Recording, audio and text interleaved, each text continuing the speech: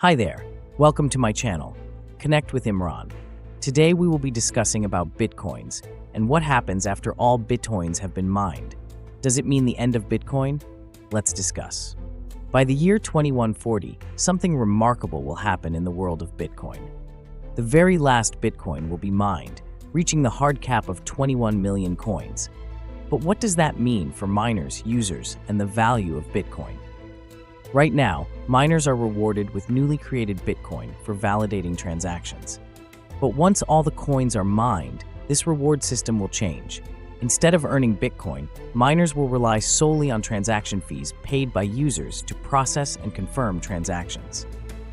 This change reinforces Bitcoin's scarcity, one of its most defining features. With no more new supply entering the market, Bitcoin becomes even more like digital gold. The fixed supply could help preserve or even increase its value if demand stays strong. Demand plays a crucial role. As global adoption grows for payments, investments, or as a hedge against inflation, Bitcoin's utility could keep it valuable. Institutions, governments, and individuals may continue to see it as a reliable store of value. But what about miners? They're the backbone of Bitcoin's security.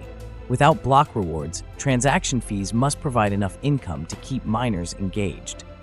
If Bitcoin's network activity grows, these fees could become a sustainable incentive. Of course, challenges remain.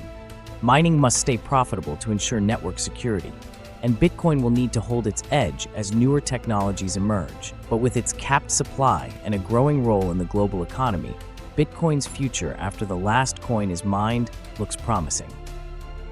The end of Bitcoin mining is not the end of Bitcoin. It's the start of a new chapter in its journey as a scarce and resilient digital asset.